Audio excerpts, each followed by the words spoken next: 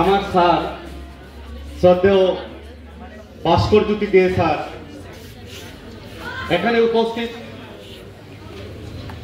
এই স্কুলের শিক্ষকবৃন্দ, মঞ্চে এবং মঞ্চের এই পাশে, মঞ্চে উপবিষ্ট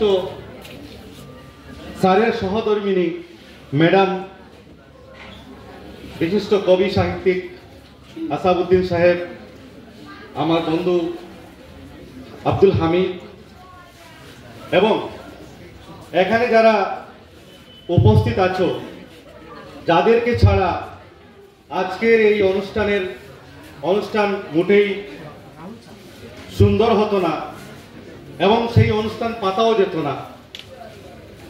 তোমরা যারা ছাত্রছাত্রী ভাই বোনেরা, সবাইকে আমার অন্তঃস্থল থেকে ধন্যবাদ জ্ঞাপন করছি। কারণ প্রথম সকাল থেকে প্রোগ্রাম চলতেছে, এখন প্রায় 2:30টা, এত সময় ধৈর্য ধরে সবাই এখানে বসে আছে। আমাদের অভ্যাস, বিশেষ করে আমি আমার কথা বলছি, অভ্যাস তোলা বাদ। আমরা যখন কথা বলতে শুরু করি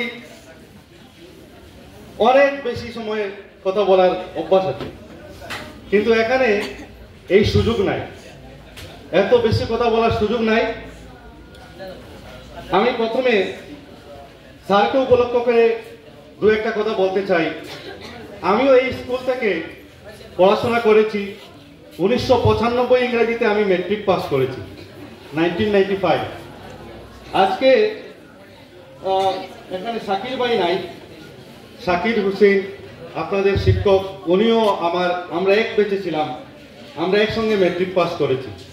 তখন আমাদের ভাস্কর স্যার, এত সুন্দর চেহারার একটা খুব প্রস্ফুটিত মানুষ, ওনাকে দেখতাম, দেখলে মনে আনন্দ হতো।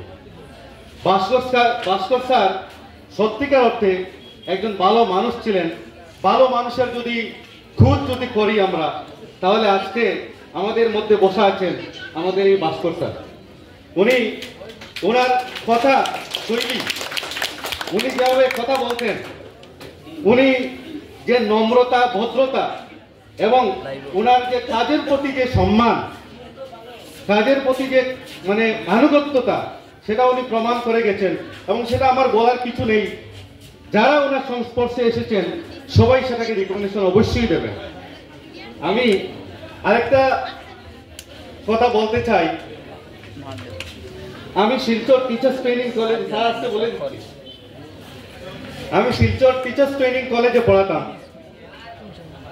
অনেক আগের কথা। তো ওখানে ইগনু, ইন্দিরা গান্ধী ন্যাশনাল ওপেন ইউনিভার্সিটির স্টাডি সেন্টার ছিল।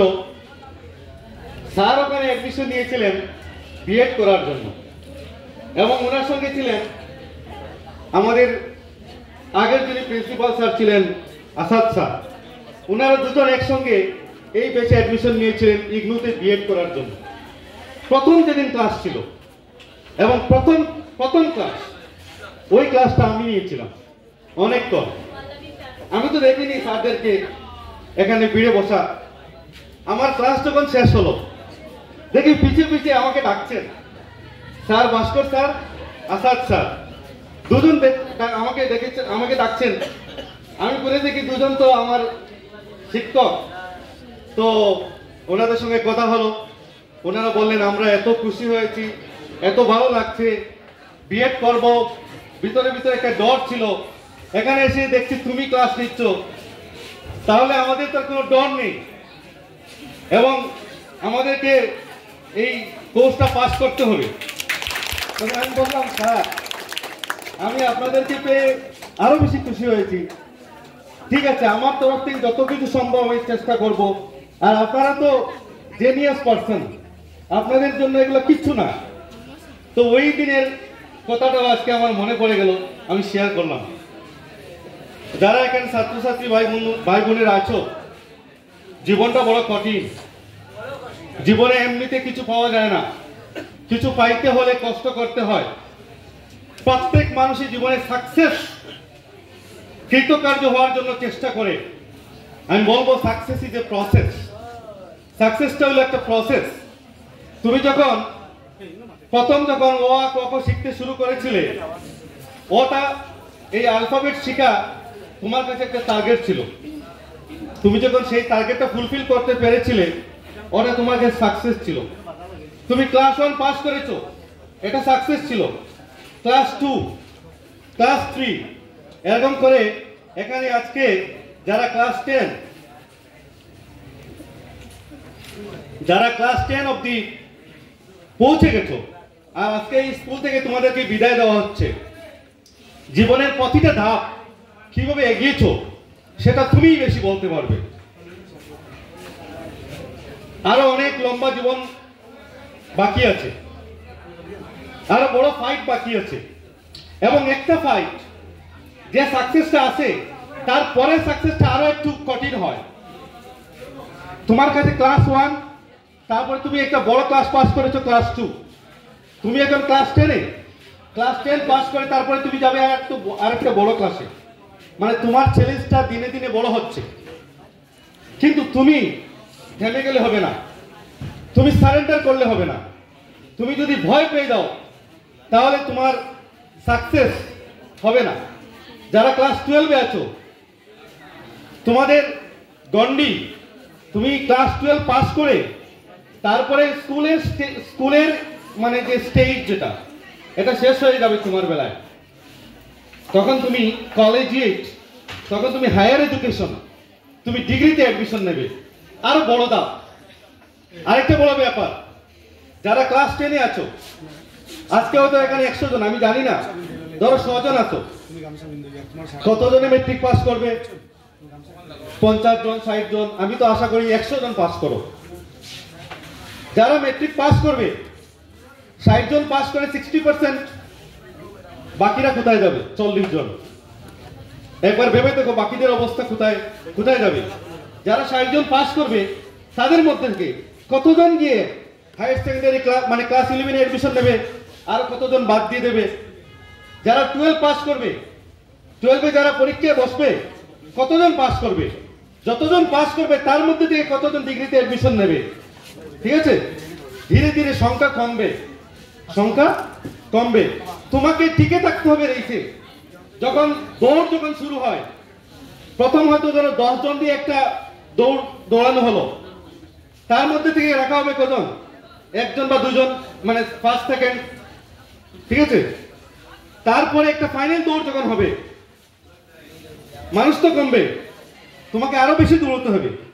তাহলে তুমি যত এগিয়ে যাচ্ছ, তোমার জীবনের চ্যালেঞ্জ, তোমার সামনে আরো বড় চ্যালেঞ্জ আসছে। তোমাকে কি করতে হবে? মন দিয়ে, মানে মনের দিক দিয়ে, ইউ বি স্ট্রং মেন্টালি, মনের দিক দিয়ে তুমি সবল হতে হবে। আর আমি পারবো। এখানে অনেক ভালো ভালো কথা হয়েছে, অনেক ভালো ভালো মোটিভেশন, মানে মোটিভেটরি কথা হয়েছে, সবাই ভালো ভালো কথা বলেছেন। আমরা গর্ব, মানে এখন ভালো লাগে যে আমরা যখন ছাত্র ছিলাম, এরকম পরিবেশ খুব কম হতো, এরকম জমায়েত, এরকম লোকের সংস্পর্শে আমরা যেতে পারতাম না, বা সুযোগ ছিল না। আজকে এটা খুব ভালো সুযোগ হয়েছে। আমি বিশেষ করে যিনি আজকের সভাপতি আনোয়ার ভাই, ওনাকে আমি ধন্যবাদ দিচ্ছি যে আজকে উনি যে এই একটা জমায়েত এখানে জমিয়েছেন, আমাকে উনি তো আটকে দিয়েছেন, বলেছেন যে তুমি তো এই স্কুলের ছাত্র, আসতে হবে। আমি বললাম না, আসবো, আর কিছু বললে আসতাম না, কিন্তু আমার মনে এসছে যে এটা আমার দায়িত্ব, আমি এসে গেছি। ঠিক আছে, একটা কথা বলি, জীবনে কৃতকার্য হতে গেলে মানে প্রচুর পরিশ্রমের দরকার হয়, আর কষ্ট না করলে কোনোদিন সফলতা পাওয়া যায় না। একটা বাস্তব কথা, যারা আজকে পড়াশোনা স্কুলে যায় এবং ভালো পড়াশোনা, যারা ফার্স্ট হয়, সেকেন্ড হয়, যারা খুব ভালো রেজাল্ট করে, ওরা কিন্তু ইকোনমিক, টাকা পয়সার দিক দিয়ে যে খুব একটা উঁচু গড়ের মানুষ, উঁচু গড়ের বাচ্চা, এরকম হয় না। এরা গরিব বা মোটামুটি এরকম পরিবার থেকে বেরিয়ে এরা ভালো পড়াশোনা করে। এখানে যারা বসা আছো সবার একটা লেভেল আমার জানা আছে, আমরাও সেই লেভেলে ছিলাম, আমরাও পরিশ্রম করেছি, কঠোর পরিশ্রম করেছি, কোনো জিনিসকে ইজিলি মানে ছেড়ে দিইনি। তাহলে তোমাদেরকে যদি জীবনে সাকসেস পেতে হয়, তাহলে হাল ছাড়বে না, চেষ্টাকে অবিরতভাবে চেষ্টা করে যাবে। যদি করে যাও, কষ্ট স্বীকার করতে হবে, কষ্ট স্বীকার মানসিকতা নিয়ে যদি আগ বেড়ে দাও, তাহলে দেখবে একদিন আনন্দ পাবে। আজকে মনে হয়তো দুঃখ লাগতে পারে, ও কত কষ্ট, স্কুলে যাওয়া, পড়াশোনা করা, নিয়মের পিঠে থাকা, বড়দের কথা শোনা, টিচারের কথা শোনা। আরে বাবা, একটা বিপদে পড়ে গেলাম নাকি? না, তুমি বিপদে পড়নি, তুমি একটা সঠিক পথে যাচ্ছ, তুমি সঠিক দিশায় যাচ্ছ। বড়দেরকে মানো, বড়দের প্রদর্শিত পথে তুমি চলো, দেখবা একদিন তোমার সফলতা আসবেই। আমরা হলাম এমন এক যুগের মানুষ, আমরা কনসেন্ট্রেটেড হতে পারি না। কনসেন্ট্রেশন যেটা, যে ধ্যান দেব একটা বিষয়ে, যে আমি খুব বেশি মনোনিবেশ করব, এই শক্তিটা আমাদের কমে গেছে, তোমাদের কমে গেছে। কারণ আমি বলি, তোমরা হলে রিল যুগের মানুষ। এই মোবাইল স্মার্টফোন হাতে নিয়ে এখন আর ধৈর্য নেই, শুধু স্ক্রল স্ক্রল স্ক্রল, একটার পরে আরেকটা, একটার পরে আরেকটা। আর তুমি যা চাও, তোমার মনে যা চায়, সেটা তোমাকে ও সাপ্লাই করে। এআই, আর্টিফিশিয়াল ইন্টেলিজেন্সের যুগ। এই যুগে সবচেয়ে বাধা এবং সবচেয়ে বেশি কঠিন যে জিনিসটা ছাত্রদের জন্য, সেটা হলো মনোনিবেশ করা, পড়াতে মনোনিবেশ করা। তোমার পড়াতে বসলেই মনে হবে দূর পড়া স্যার, মোবাইল আর তুলো আর স্ক্রল কর, ঠিক আছে? You will be happy to spend time in scrolling. তোমার ইচ্ছা হবে যে মোবাইলে বসে ফেসবুক, হোয়াটসঅ্যাপ, ইনস্টাগ্রাম, আরো কি কি আছে, এগুলোতে সময় দিতে গিয়ে খুব আরাম পাওয়া যায়। একটা কথা শোনো, যদি জীবনে সাকসেসফুল হতে চাও, তাহলে একটা জিনিসকে তুমি ত্যাগ করতে হবে, সেটা হলো কমফর্ট। যে জিনিসটা করতে তোমার লাগে কি, এটা আমি করতে বালা পাই, then you apply your logic. এই বালা পাওয়াটা তোমার ভবিষ্যতের বালা নাকি? যদি বালা না হয়, স্যাক্রিফাইস ইট। যেমন সকালে ঘুম থেকে ওঠা বড় কষ্টকর, কিন্তু ফজরের নামাজ পড়তে লাগবো। এখন কথা হলো, ফজরের নামাজ পড়াটা গুরুত্বপূর্ণ না ঘুমটা গুরুত্বপূর্ণ? ঘুম অবশ্যই গুরুত্বপূর্ণ। ঘুমের সময় ঘুমাইতে লাগবো, আগে ঘুমাইতে লাগবো। ফজরের সময় যতই ঠান্ডা হোক, ঘুম থেকে উঠতে লাগবো। তুমি যদি এই কমিটমেন্ট নিয়ে, এই মনোবাঞ্ছা নিয়ে যদি ঘুমাও, তাহলে ফজর তো ঘুম অটোমেটিক ছাড়বো। শয়তানে তোমারে সাফাই রাখতে পারতো না, যত ঠান্ডা হোক তুমি উঠে দিবা। কেন লেগে? মনের বল। আর তুমি তোমার ওই নামাজ পড়ারে তুমি কিনা করছো, প্রাধান্য দিছো। এর লেগে এই ঠান্ডা তোমার কাছে, এই কমফর্ট, এই রাজাইর তলে ফুটা, এটা তোমার কমফর্ট ছিল, এটারে তুমি লাথি মারি উঠিছো। কেন লাগিয়া? Because you are focused. কেন লাগিয়া? যে আমার নামাজ পড়তে লাগবে। তাহলে তোমার কি করতে লাগবো? পড়তে লাগবো। আমি পড়তে লাগবো, বড় মানুষ বনতে লাগবো, বালা মানুষ বনতে লাগবো। এর লাগে এখন যেটা জিনিসে তোমার মনো আনন্দ দেয়, বন্ধুর বাড়ি গেলে আরাম পাওয়া যায়, কুটুম বাড়ি গেলে বেশ দিন থাকলে আরাম পাওয়া যায়, ঠিক আছে? আড্ডা মারাত গেলে আরাম পাওয়া যায়, মোবাইল নিয়ে বইলে সময় নষ্ট করলে আরাম পাওয়া যায়। এই সবগুলা তোমার লগে হারাম। Because all this things are তোমার নিয়ে যাইব অন্ধকারের দিকে। তুমি যদি আলোর দিকে যাইতে চাও, তাহলে এই স্বল্প আরামে তুমি কিতা করতে লাগবো? পরিত্যাগ করতে লাগবো। আর যে জিনিসটা তোমার ভবিষ্যতে গড়িয়ে দিব, সেই জিনিসটার প্রতি তুমি ফোকাস করতে লাগবো, ঠিক আছে? ওকে, আমি একটা ছোট্ট স্টোরি বদলে স্টোরি হলো ওটা। একবার একজন ভদ্রলোক টাইম বইছেন টিভি দেখা, ফুটবল খেলা চলে।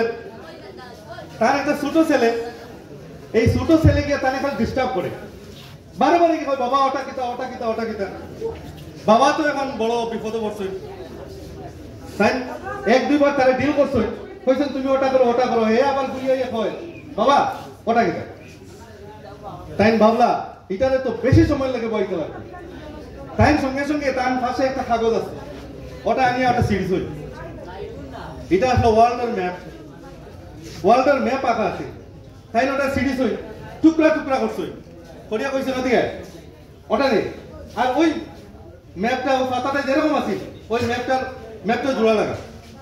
টাইম ভাবছো এই জোড়া লাগাইতে তো তার ফোন করিও তো 1 ঘন্টা লাগবে। আর 1 ঘন্টা তো হে ওদিকে থাকবো, আমার খেলা দেখাটা হয়েছে, ঠিক আছে? বাচ্চা করছে কিটা একেবারে কম সময়ের ভিতরে, মাত্র 5 মিনিটের ভিতরে এসব জোড়া লাগাই তার কাছে কইছে, বাবা ওই গেছে। বাবা তো অবাক, কিরকম সম্ভব এত টুমাগুলা হে 5 মিনিট কিরকম জোড়া লাগাইব বাবা তো অবাক বাবা দেখলেন না ঠিক হ্যাঁ তো ঠিকই জোড়া লাগাইছে সব তার জোড়া ঠিক লাগাইছে তখন তাই কইলা আচ্ছা তুমি এত স্বল্প সময়ে এটা জোড়া লাগাইলা কি লাখো ভাই বলে বাবা ভেরি সিম্পল ও ফাতাগর উল্টা দিকে আসলে একটা মানুষের ছবি আমি কি করছি মানুষের উপরে জোড়া লাগাইছি তো মানুষ জোড়া লাগাইলে কি হইছে ওই যে ওয়ার্ল্ডের ম্যাপটা জোড়া লাগিয়েছে আমি যে মেসেজটা দিতাম চাইয়া এটা হইলো যে মানুষের লাগে মানুষের মিল থাকতে লাগবে বি এ হিউম্যান বিং মানুষের প্রাধান্য দেও ঠিক আছে ওই যে মানুষের জোড়া লাগালে কি হইছে সারা বিশ্ব জোড়া লাগিয়ে গেছে ওকে সো বড় মন লইয়া বড় মানসিকতা লইয়া বড় স্বপ্ন লইয়া আর এই বড় স্বপ্নরে বাস্তবে রূপ দিতে গেলে কষ্ট করতে লাগবো এটা আজকে মাথাত বান্ধিলাম মাথাত লইল ঠিক আছে আর সবাই আবারও আমার মানে বিশেষ করে আমার দোয়া আশীর্বাদ রইব আর স্যারের প্রতি আমি আমার এই স্কুলের যত আপনার ছাত্রছাত্রী আছে সবার পক্ষ থেকে আপনারে আমরা অন্তর থেকে ধন্যবাদ জ্ঞাপন করি আর আপনি ভালো থাকুন সুস্থ থাকুন বেশি দিন বাঁচুন আর আমরা দোয়া আশীর্বাদ করব থ্যাংক ইউ অল